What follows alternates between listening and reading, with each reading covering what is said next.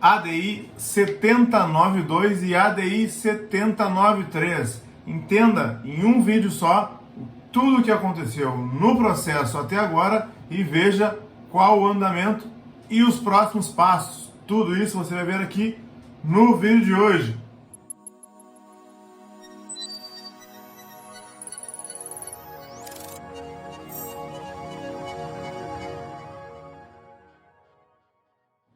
Bem-vindos de volta, e se você for novo por aqui, pausa o vídeo agora, se inscreva no canal aqui embaixo, ative todas as notificações, deixe seu like, compartilhe nosso conteúdo e comente, quem sabe o seu comentário não vira um Augusto Leitão Responde. Passe nas nossas redes sociais, nós temos o meu Facebook e o meu Instagram, o @Augusto Leitão, lá você encontra trailers, vídeos e algumas frases que você pode salvar e compartilhar, é o @Augusto Leitão. Me segue por lá também. Conhece meu site, augustoleitoadvocacia.com.br, e faça tudo isso que eu falei para que o YouTube entenda como relevantes os nossos vídeos, como relevante o nosso conteúdo e entregue ele sempre para você e para mais e mais pessoas. Queria agradecer mais uma vez as pessoas todas que estão inscritas aqui no canal. Pelo menos 70 mil pessoas nos acompanham todos os dias, todas as semanas.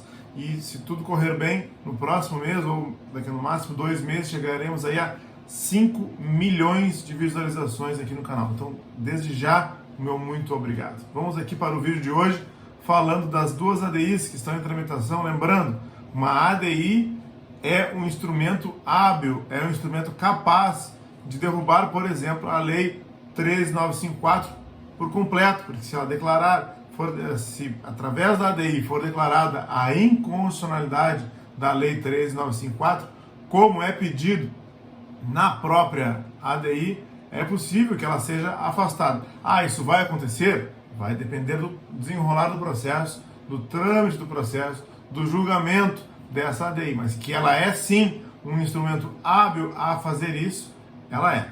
Muito bem, vamos ver quem já falou nessas ADIs, quais eram os objetos. Primeiro, a ADI 7092 é aquela que pretende o afastamento completo da Lei 13954, alegando inconstitucionalidade formal, quer dizer que há erros na forma que a Lei 13954 foi feita. O primeiro erro apontado é quanto à forma que ela foi escolhida para reformar o Estatuto dos Militares. De acordo com essa própria ADI feita por um partido político, essa ADI diz o seguinte: nós temos uma lei ordinária normal, que é a Lei 13954, modificando uma lei complementar, que é o Estatuto dos Militares. Se o Estatuto dos Militares for mesmo considerado uma lei complementar, ele não pode e não poderia ser modificado por uma lei ordinária. Além disso, a ADI 7092 diz que houve vício de iniciativa, porque ela deveria ter sido apresentada pelo presidente da República,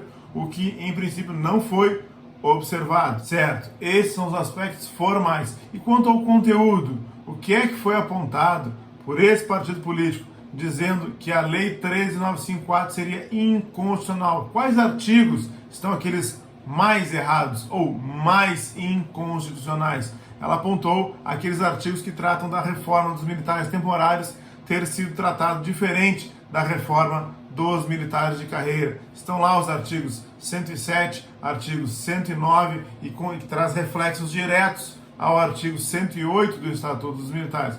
Por quê? A Lei 13954, ela criou duas categorias de militares com direitos completamente distintos.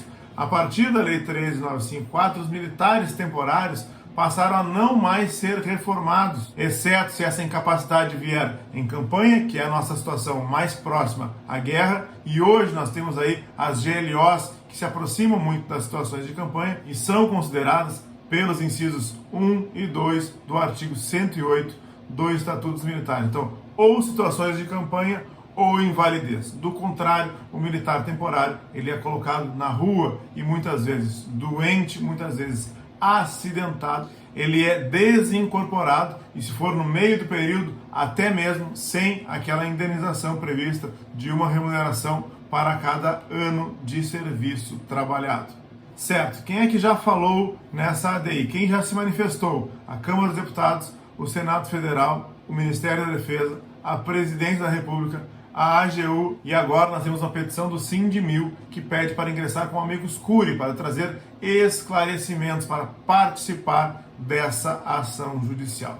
Vamos lá. O que disse lá a Câmara dos Deputados e o Senado? Primeiro, fizeram uma defesa muito mais da parte formal, atacaram pouquíssimo a parte material, disseram que não existe inconstitucionalidade, porque na verdade o Estatuto dos Militares seria uma lei ordinária. Tanto é que ele já foi outras vezes reformado por leis ordinárias, então ele não seria uma lei complementar. Eles dizem o seguinte, que o artigo 142 da Constituição Federal, quando previu normas gerais devem ser feitas por lei complementar, ele se referia àquela lei complementar existente, que é a lei complementar número 97, e não ao Estatuto dos Militares. O Ministério da Defesa fez uma defesa muito mais técnica da parte material, falando muito mais sobre os militares temporários, sobre os militares de carreira, e trouxe um parecer do próprio Ministério da Defesa e pareceres das Forças Armadas, do Exército, da Marinha e da Aeronáutica, sustentando a possibilidade da diferenciação entre militares temporários e militares de carreira.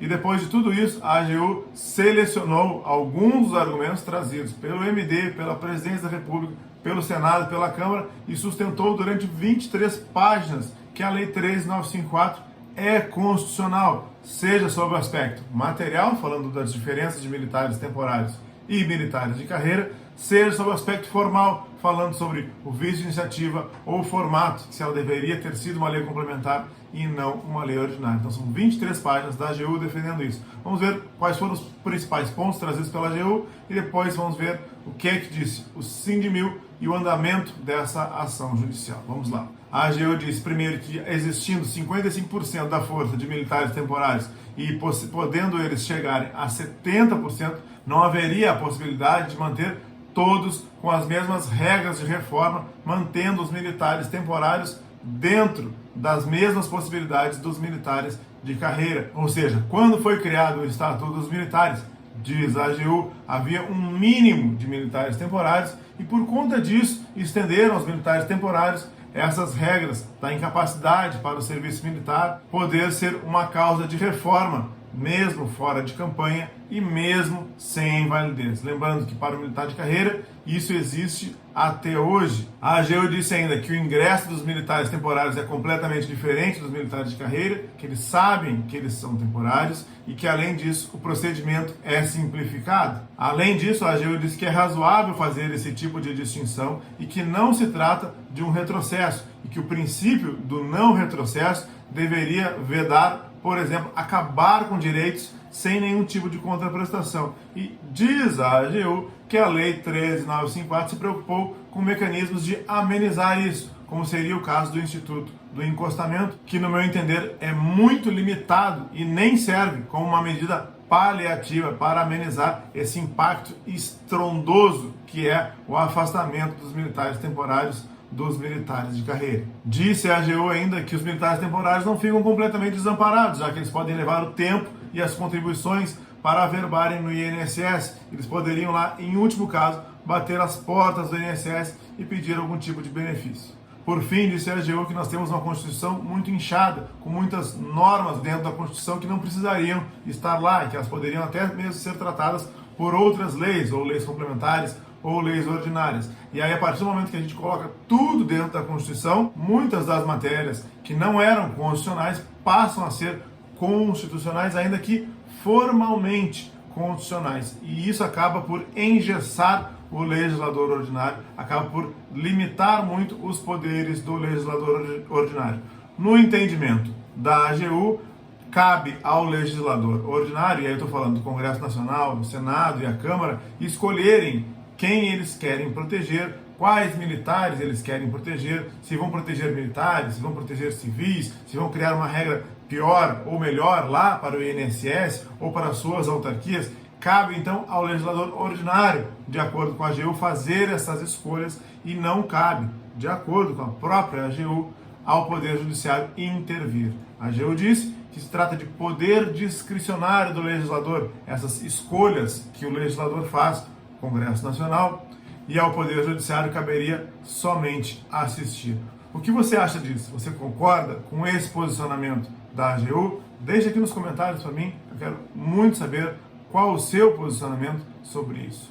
Bom, depois de tudo isso, depois que a AGU falou no processo, houve uma petição atravessada do Sindmil, querendo participar na qualidade de amicus curiae, podendo trazer elementos e esclarecimentos para essa ADI 7092. E nós já vamos ver o que é que disse o Sindmil. Muito bem, eles disseram, entre outros argumentos, eles disseram o seguinte, que a Lei 13954 ela é inconstitucional por vários aspectos. Ela disse, por exemplo, que militares que tiveram acesso aos altos estudos, e ela traz um exemplo emblemático dos oficiais generais, claro que muitos outros militares tiveram acesso a altos estudos, mas traz um exemplo emblemático dos oficiais generais que, ao chegarem a 73% de adicional de habilitação sobre um soldo de oficial general aí 4 estrelas, na prática acabaram dobrando os seus proventos de R$19 mil para R$39 mil.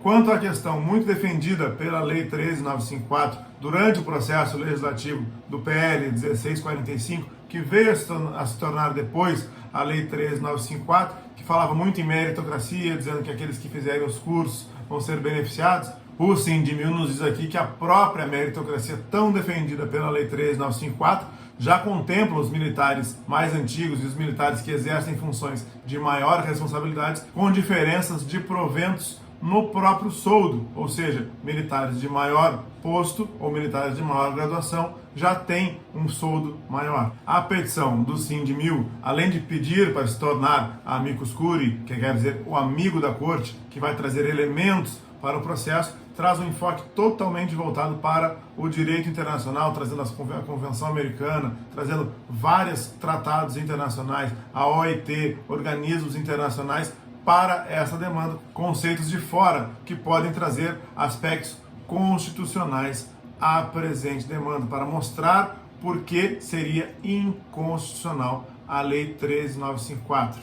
O Sindmil traz ainda a readaptação como um direito internacional de qualquer cidadão, de forma que, se aplicado aos militares, eles poderiam ser readaptados e não desincorporados e não colocados na rua. Por fim, o Sindmil traz ainda a inconstitucionalidade do artigo 112A, aquele artigo que pretende fazer aquela cassação e anulação ampla de reformas que tem um decreto, o decreto 10.750, que na prática viabilizou uma verdadeira caça às bruxas, passando por cima, muitas vezes, da coisa julgada e da decadência no prazo aquele de 5 anos que nós conhecemos e que vem sendo muito desrespeitado e está previsto lá na Lei de Processo Administrativo, no artigo 54, parágrafo 1º. Vamos colocar na tela aí qual é o andamento hoje da ADI 7092, vamos ver aqui. Bom, como vocês estão vendo, a ADI 7092 foi aberta vista para a AGU já se manifestou, depois foi aberto vista para a PGR em 6 de abril e a PGR ainda não se manifestou, mas está dentro do prazo, porque o prazo é em dias úteis.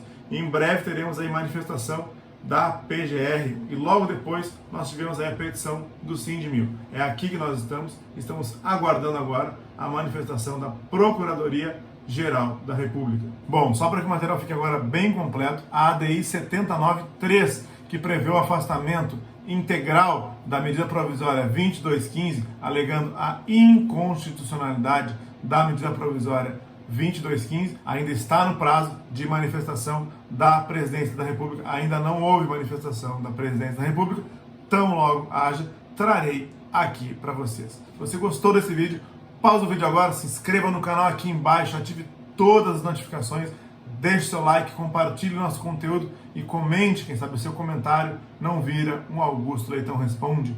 Passe nas nossas redes sociais, nós temos o meu Facebook e o meu Instagram, o @Augusto Leitão. Lá você encontra trailers, vídeos e algumas frases que você pode salvar e compartilhar. É o @Augusto Leitão, me segue por lá também. Conheça o meu site, augustoleitãoadvocacia.com.br, e faça tudo isso que eu falei para que o YouTube entenda como relevantes os nossos vídeos, como relevante o nosso conteúdo e entregue ele sempre para você e para mais e mais pessoas. Um abraço a todos, fiquem com Deus e até o próximo vídeo.